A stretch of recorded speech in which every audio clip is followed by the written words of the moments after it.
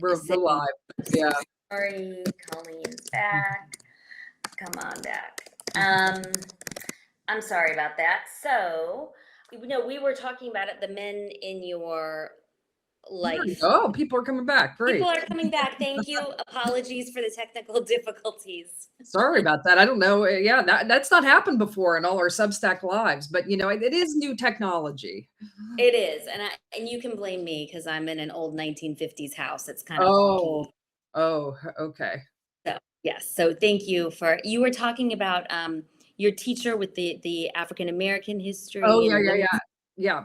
And he didn't want to teach the chapters. And I went and talked to him and I read the chapters. It was all, and he was very persuaded by it and said it would be something they'd have to consider in the future because I think I wrote like a persuasive essay about not only why it was important to study these elements of history, but also what message does it send when we don't study these elements of history, when we study everything else, but not this, especially since we had read all the other chapters in the book.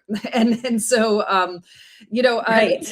but it was a really, I think a really fair moment. And I had talked to actually my mother about it because I was really a little bit nervous about approaching my teacher because I liked him so much. And she said, "Well, listen, you have to approach him in a reasonable way. Don't go in there, don't yell at him or something. You have to approach him reasonably and have a good conversation with him about it, and hopefully, it'll turn out."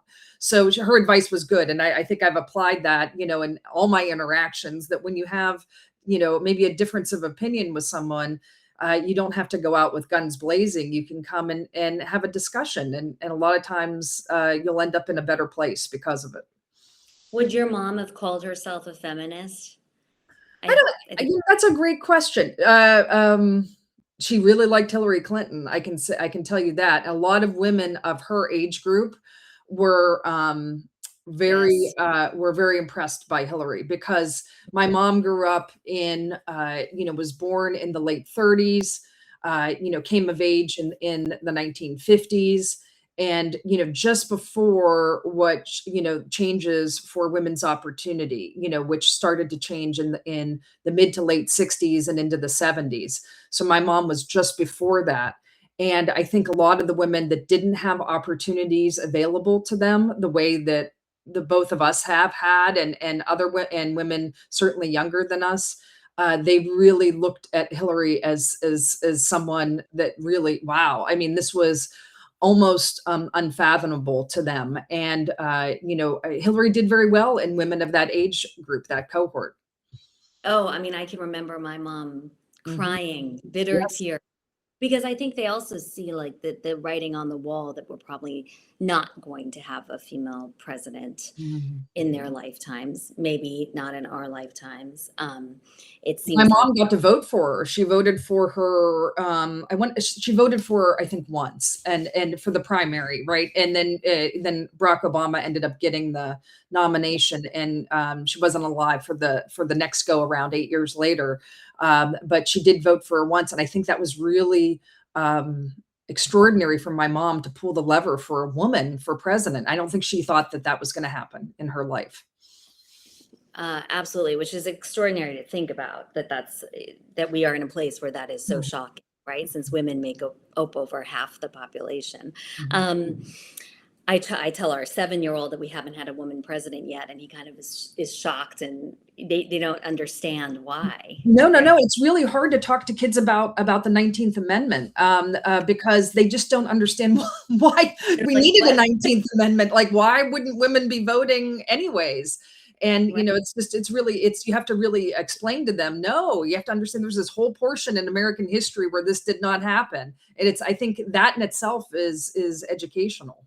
And it wasn't that long ago. No, Um, how do you consciously try to emulate your parents? Do you, I mean, you mentioned your mom. yeah, In your day to day, is there some saying or something that you think about? And it can be your dad too. It's funny, yeah, a lot of people and right, their right, dads. Of course, we love dads. yeah.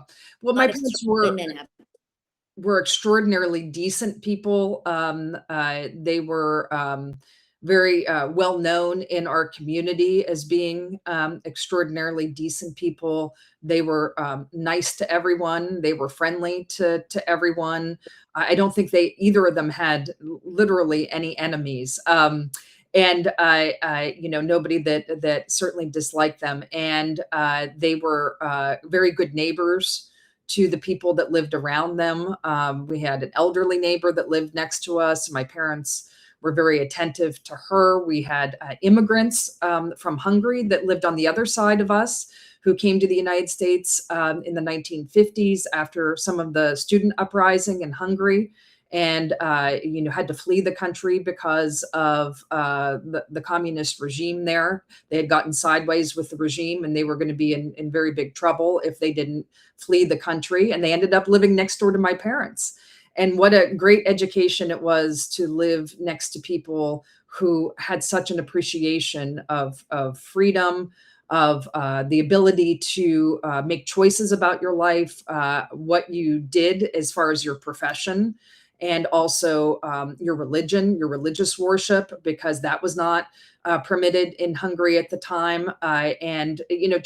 Was what a way to learn about that era of American history by living next door to it, right? And understanding a little bit about it. And my parents were very close to them and helped them when they first arrived, and in the house next to them, and with acclamation to the United States and various things. So I always, they were always, they were just decent people. And I think that to treat other people the way that you would want to be treated, right? They were both religious. They were both active in the Catholic Church in Western Pennsylvania, and a lot of I think because their values emanated from some of their religious beliefs, but also just that was the right thing to do. And I try to keep those ideas front and center with me. And try to have a little, empathy and courtesy to people. And that's in kind of short supply these days, not just in Washington, D.C., but I think in the whole country. I didn't agree with everything that Lindsey Graham did as senator. He didn't vote for me for confirmation, even though Senator Lieberman, who was my boss in the Senate, asked him and reached out to him and asked him to vote for me, because obviously he had a good relationship with Senator Graham. But when Lindsey Graham died, boy, I thought of all the times that Lindsey Graham was in our office, in Senator Lieberman's office. He was extraordinarily funny. He would tell the most amusing stories and jokes. He was always upbeat. He was I think, for a great part of his career, really, tried to do the right thing. He initiated a lot of bipartisan cooperation for much of his career. And when I looked at it, and there was so much filled, on my media feed, so much vitriol and a lot of very negative comments, or people celebrating his death. And I really was disturbed by that, because like I said, I didn't fully agree with him. He wasn't someone that maybe necessarily stepped out of his comfort zone to even support me or my nomination. But I try to look at the totality of the person, and also tried to think of some of the, the positive stories and some of the positive interactions that I had with Senator Graham earlier in my career. I just would never think of posting something like that or saying something like that about someone, particularly upon their untimely death. It is really shocking that that's become kind of not as eyebrow raising as it once was. It's kind of unfathomable a decade ago to think of people actually celebrating the demise of somebody. It is just so Right. out. And I know other people do it, but that doesn't mean that you should do it either, right? Which sounds like something my parents would have said. Yeah, exactly. The golden rule. Right. Yeah, exactly what you're saying. You're in a male-dominated field. how did you have the courage to kind of, I think we all struggle with imposter syndrome a little bit, right? The feeling of, you're in a room with mostly male historians, I would think, and a lot of, Mostly um, political scientists who are men. Mostly, I mean, maybe even yeah. worse than historians, mostly men who are political scientists, particularly in American politics. And what kind of lessons can you impart on feeling like you can take up space in that room, you can raise your hand and say what you think? I mean, because I think a lot of women feel like they're being judged or like what they're saying is going to be dismissed. Mhm. And you clearly have risen above that and succeeded in these Right. male dominated rooms. Mhm. Yeah, I mean, so I will say this, I have been fortunate that, because there were certainly some women, like when, the computer went off, I was talking about that I had the fortunate, interaction with Susan Hockfield at Yale, who went on to become the first woman to serve as president of MIT. She was dean of the graduate school when I was a graduate student at Yale, and I served on several committees for her and interacted with her. I was so impressed by how she handled herself, her level of professionalism. Things would happen, things were controversial. She never was ruffled. She never got upset. I was like, how does this woman do this? Like she would, but she never got, she never lost her composure. She was clearly the right person to become the first woman to lead MIT, and to have been able to see her up close and personal for a few years, as a graduate student at Yale. That was really important and beneficial. I also, when I was at the Library of Congress, I worked with a woman named Jane McAuliffe. She was, the former president of Bryn Mawr College, and that had come after she left the presidency of Bryn Mawr, came to the Library of Congress to run the Kluge Center for Scholars, and then stayed on to run a whole division at the Library of Congress. And I was eventually paired up with Jane. After I left the Congressional Research Service, I was paired up with Jane to run this new division. She is the director and me as the deputy director. And one of the reasons that that was done was, from the acting librarian at the time, David Mao, and his chief of staff, Robert Newland, said, you need to have some, to see a really great example of a woman in a leadership role. And, at that point in time in my career, I think in my late 30s or early 40s, that was so important for me to experience that for a few years. And once again, Jane, taught me the importance of how to delegate authority, right? You don't have to do everything yourself. You have to get the right people in place and delegate authority. Once again, she didn't nothing. I mean, she had been the college president, so anything that happened at the library, like, it just, it didn't ruffle her feathers. She was very calm. She was very measured. And she would always bring me in and ask me, well, what do you think about how we should handle this problem? And she would listen to what I have to say. And we would sometimes talk about it. We had what we called standing meetings, although when we first had that, I said, are we going to stand in these meetings? And she said, no, they're just called standing meetings, like, so that we don't Yeah. have, we don't go, too long, like, and so she explained that to me, which was really helpful.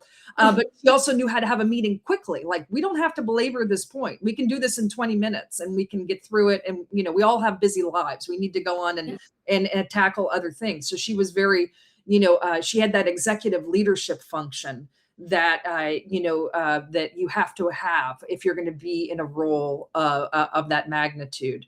So I've had these experiences where I've interacted with women who have had great successes, and I've been able to learn from them and emulate. So I'm very thankful for that. But your question, yes, this is a really male-dominated profession, just in general.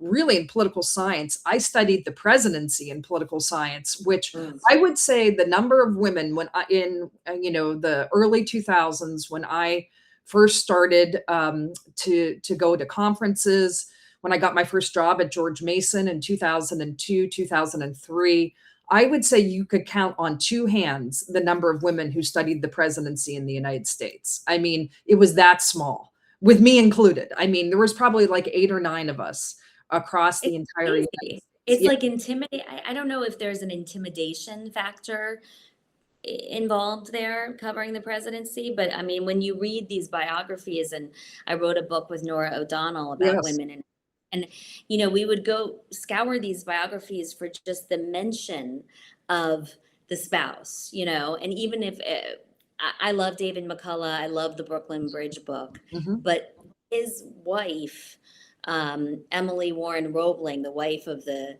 builder of the Brooklyn Bridge, was Mhm. so important in getting the bridge finished because he got sick, the architect got sick. And she just has like scant mention in the book. And you think, if a woman, I mean, do you think women look at things with a different perspective? There is more of a willingness to Yes. shine a light. Yeah. Is that Course. I right? mean, of course, you're always looking around corners and things like that, and always bringing up. I mean, even with this Young Washington thing, I did an educational video with the director of the film, and which I thought was great, John Irwin, and he wanted to interact with historians and other experts about Washington. What did I get right in the film? What did we do that was creative license? So he wanted a chance to be able to explain some of those. I mean, he knew the history, but some of the choices that he made as someone who worked on the script and then also was the film director. But of course, nobody mentions, the role of women, so it always falls. So it's good that you have this representation, I would say, these days, because if I wasn't in the room there, if I wasn't there, we wouldn't have been talking about Mary Ball Washington. We wouldn't have been talking so much about even, the relationship with Sally Fairfax, which was not correct and historically correct in the film, but I thought still told an important story about the role of gender in colonial America or early American history. How did people make decisions about who they married and why that was an important choice? What's like the notion of coverture, like when a woman gets married, she loses the ability of to have any financial autonomy. Those things all got brought up because you're in the room, and that's why it's so important that you are in the room. But otherwise, the conversation will go off in other directions, and most of the time, those elements will not be discussed. It's just I'm true. glad you were in the Fact. Mhm. Yeah, I'm glad you were in the room for that. I'd love to see that film. Mhm. I want to just end that there's a question that Rachel Martin asks on Wildcard, her NPR show, which I love. And it was so interesting. She asked it of this writer, Terry Tempest Williams. And in the question she says is, what's something you still feel you need to prove to people when you meet them? And I just thought that was such an interesting question, because some people might say nothing. Mhm. I feel completely confident with my background and what I've achieved. Is there something that when you walk into a room you feel like you need to prove to people, or have the women in your life kind of led by example and you feel like you have nothing left to prove? Yeah, I would say this. I mean, I would, and I've said this to a few friends and things like that. I will say the one thing about serving as the Archivist of the United States and then also becoming the first woman to serve as Yeah. Archivist of the United States, I kind of feel like, yeah, check done. That's Yeah. and there's not too Yeah. much to argue with that, and it is what it is. It was extraordinary, and it's a great, terrific, not just a credential, but a terrific moment in my life that, and I felt like I did the job really well too. I didn't screw up. I mean, I left the place, I think, in a better situation than it was when I found it, which is always the goal when you come into these positions and roles. I wish I had more time once again to have done something, to do more things. But I think that I don't, when I go into a room, I don't feel like I have to prove anything or I have to establish anything. I am who I am. I have a lot of um, my inner ethical beliefs are there, and I'm pretty firm about what I will do and what I won't do. I'm very firm on those things. Those beliefs aren't going to be changed or shaken by people. The only thing I would say is that, sometimes people treat me like, oh, like I'm not a real person. And if I was going to prove anything to people, is that I am a very down to earth person Like they say, you Yes. can take the girl out of Western Pennsylvania, but you can't take the Western Pennsylvania out of the girl. I think that's probably true. I still, I am an actual, I like watching football. I like doing all the things that other people like to do. So the only thing that I would prove is that I'm a relatable person and that you can speak with me. You don't have to treat me like someone special. I've never got used to that when I was the archivist, and Mhm. I'm thankful that I didn't, because I think when you start to adopt that sensibility about yourself, whether you're an elected official or like a position in a position that I served in, or whatever it is, when you start thinking of yourself differently in that way, then you start to change who you are. And I never did that. So I still view myself as the same person I was before I assumed the role. I think that's so wonderful. And someone commented here, Michael Hudson Arnold commented, humility and success fitted. Very cool. Yeah. It's very, it's My kind of parents would have rare. insisted upon that as well. They were very, they would have they never ever let me think more highly of myself than I should have. My dad was always like, the moment you start bragging is the moment, when you have a really great game and you play really well. He's like, but there's going to be a game in which you don't play really well. He said, so be very careful about bragging when you play well, because just keep that in mind. You have good days and you have bad days, and it's good to keep that in check. So I have to say I had a really great upbringing, and my parents were and my brother were largely responsible for that. I mean, I think it's so great that you remind me a bit of Admiral Franchetti, and that you both are on paper very intimidating. Your resume could make you difficult to talk to, and but yet you are so relatable, likable, easy to talk to, and so I think that's a wonderful thing, and not enough people, I think, in Washington have kind of adopted that. There's a lot of big egos Yeah. running around.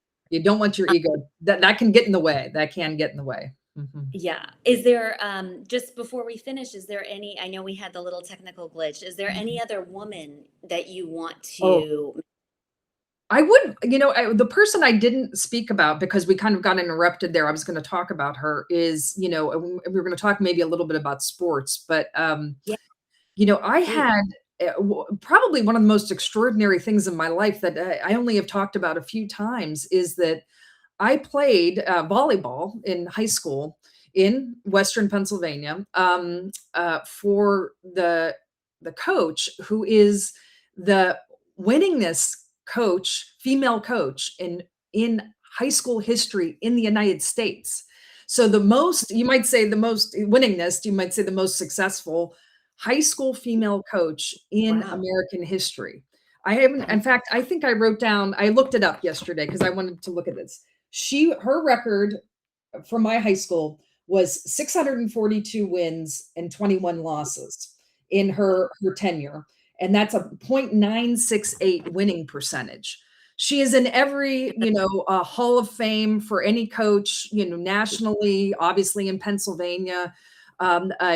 She's an understated figure. Her name is Sharon Watson, but she taught me so much. Now she was really tough. I mean, can you imagine? I mean, you don't get to be the winningest coach, female coach in American history by, just letting chips fall where Yeah. they may. Let's put it that way. That was not the case with Sharon. But what an extraordinary experience I had playing for her in high school. I also was exposed to her in junior high because she would get people that were coming up through the pipeline playing volleyball, and she would come to the practices in junior high as well to see who was going to come into the high school pipeline.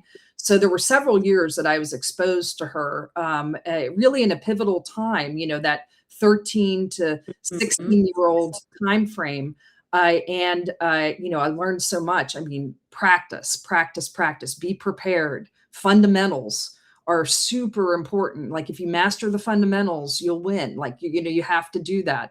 There's no substitute really for hard work, right? You have to Mhm. be in the gym. You Mhm. have to be lifting weights. You have to be doing, training. You have to be training in the off season. She had us running in the off season. We would be running around the high school. We would be running sprints. It was back then. It was like, oh my gosh, what are we doing? Because this is, this is a little crazy.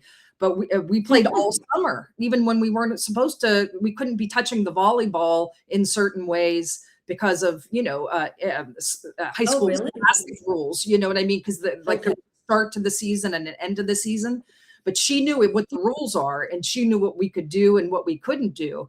But we were practicing, every day in the summer. I mean, I played volleyball. Just like I can't even imagine the number of hours that I played.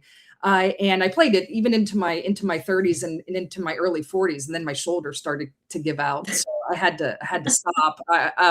But what an extraordinary person to be exposed to, and I really attribute my toughness a lot to Sharon Watson, because she was a tough person, a tough coach, and she taught us how to be both mentally and physically tough.